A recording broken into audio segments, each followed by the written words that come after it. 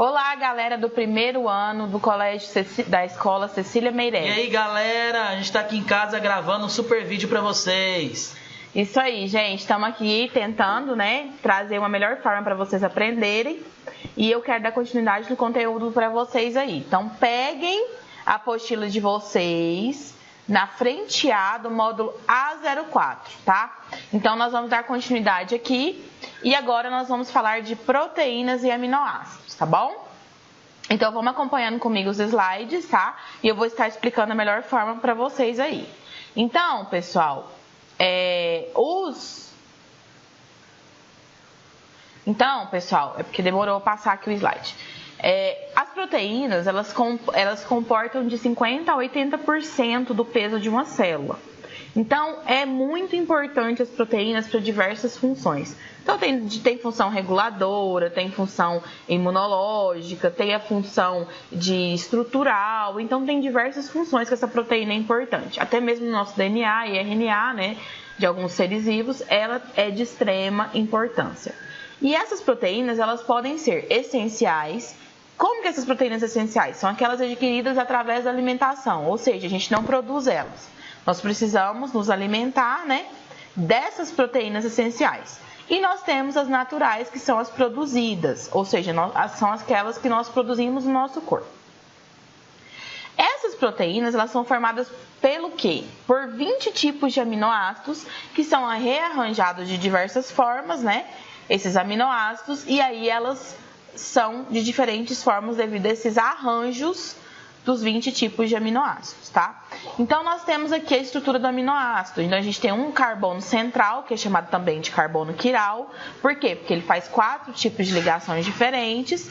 Nós temos um grupamento amina, que é esse N ligado a 2 hidrogênios. E nós temos um grupamento de ácido carboxílico. E juntamente com esses 2 grupamentos aqui, nós temos o R, que é o radical, que é o que vai modificar também essas proteínas, tá? Então, como que acontece? Como que elas são formadas? Elas são formadas a partir da união de muitos desses aminoácidos e elas possuem diversas funções a partir dessas ligações diferentes, dessa composição diferente. Então, aqui eu tenho um exemplo, eu tenho o aminoácido 1, o aminoácido 2. Esse aminoácido 1, ele vai fazer o quê? O OH do ácido carboxílico do aminoácido 1 vai se ligar a um hidrogênio do aminoácido 2, onde vai formar uma molécula de água. Aqui no cantinho tem essa molécula de água. Esse processo é chamado de hidrólise, Por quê? Porque é justamente a junção dessas moléculas para formar a água. E aonde eu tenho essa ligação de aminoácido 1 aminoácido 2, através de uma ligação peptídica, formando aqui uma proteína, ou seja, ligação de 2 aminoácidos formando uma proteína. Então, esses aminoácidos, eles se ligam de diversas formas, de diversos quantidades de aminoácidos, ou seja, aqui são só 2 o exemplo, mas podem ser milhares deles, aonde vai formar diferentes proteínas. Então, essa ligação peptídica é a que acontece entre os aminoácidos, tá bom, pessoal? Então, acontece essa ligação e libera água no meio onde acontece essa ligação. Essas proteínas, elas podem ser de alguns tipos. Então, elas podem ser proteínas simples, que também são denominadas como homoproteínas, são constituídas exclusivamente por aminoácidos, ou seja, não tem nada além de aminoácidos nessas proteínas simples. Por exemplo, as albuminas, que é responsável por transporte de hormônios, principalmente dos hormônios da tireoide. Então, elas são solúveis na água e elas são encontradas no plasma sanguíneo e na clara do ovo também. Nós temos as globulinas, que são encontradas nos animais e vegetais, são solúveis em água salgada. Exemplos dos anticorpos, Então, os anticorpos, eles já têm essa importância no quê? Na nossa imunidade.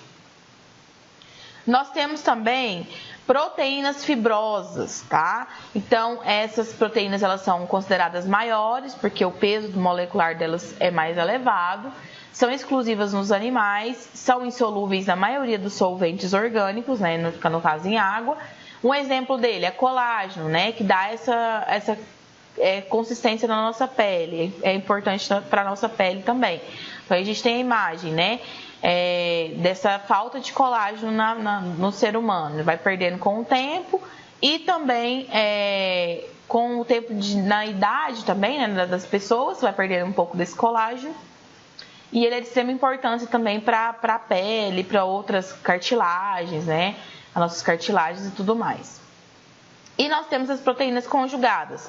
Essas proteínas conjugadas, elas também são denominadas heteroproteínas, por quê? Porque não é formada só por aminoácidos, elas têm outros componentes nessa formação delas. Por exemplo, aí, nós temos aí um quadrozinho que tem as proteínas conjugadas, o grupo prostético, ou seja, que é o grupo que vai diferir de aminoácido, e os exemplos. Um exemplo dela é a caseína, que a gente encontra no leite. É uma fosfoproteína, né? E o grupo prostético dela, que é o que difere do aminoácido, é um ácido fosfórico. A glicoproteína, que é um tipo de carboidrato, que inclusive a gente já estudou também quando a gente estudou carboidrato, chamada de mucina, que é o exemplo, né? Lipoproteína, que tem na sua composição lipídio, encontradas na membrana celular e no vitelo dos ovos, por exemplo, né?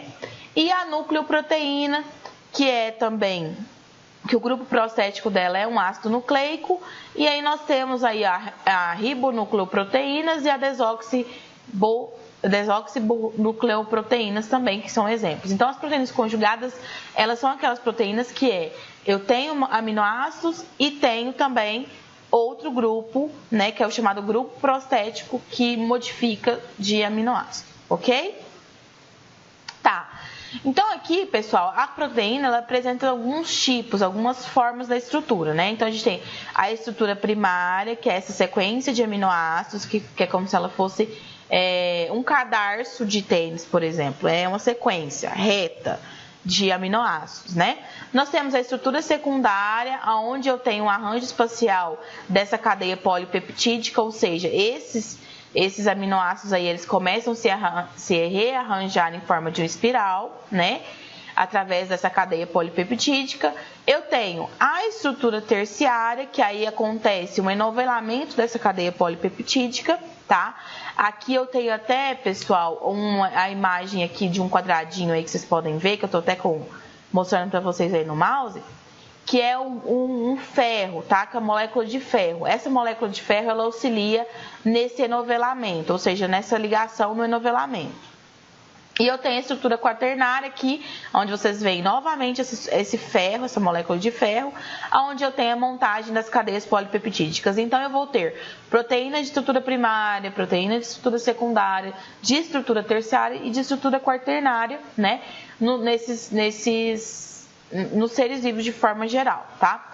Então, a gente pode, hoje em dia, saber, né, descobrir que, já foi descoberto, na verdade, que tem mais de 200 mil tipos de proteínas no nosso corpo humano, né? Então, assim, existe muitos rearranjos dessas proteínas, elas podem ser de forma primária, secundária, terciária, quaternária.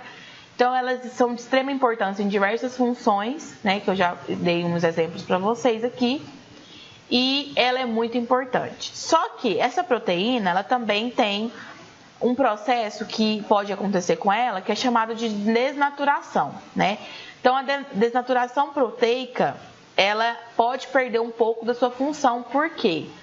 Porque ocorre quando o meio é alterado dessa proteína. Então, quando o meio é alterado por calor excessivo, por exemplo, um exemplo clássico, né?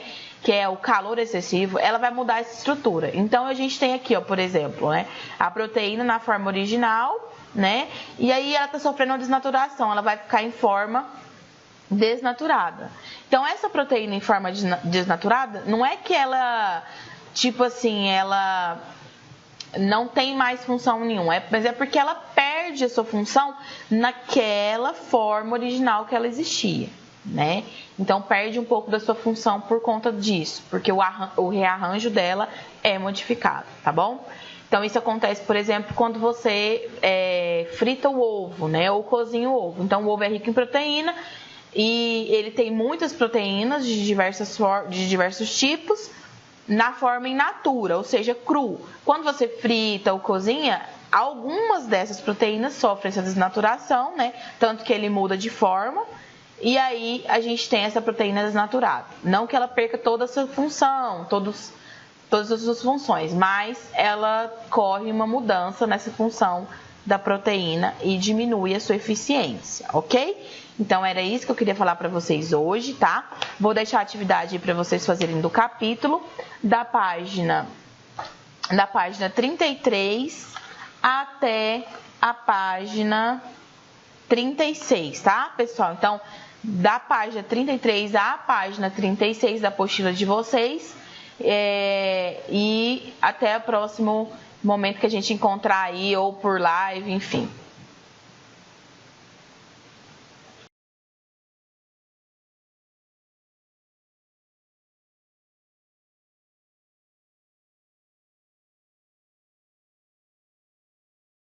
Dois, um. Pois é, não, mas antes de começar essas aulas aí, calma aí, deixa eu passar o álcool gel, né, Roberto? Vai. Praticamente tomar banho desse álcool gel. Nossa senhora, meu Deus. Já avisa aí pro povo passar esse negócio. Céu. Vamos liberar esses coronavírus. Liberar não, matar. Né? Pronto, agora eu já tô pronta. Vamos lá, tá pronto? Tô. Vai lá. Vamos lá. Vamos, cabelo. Muito bonita. Ah, meio difícil. Vamos lá, pronto, ajeitou. Ok.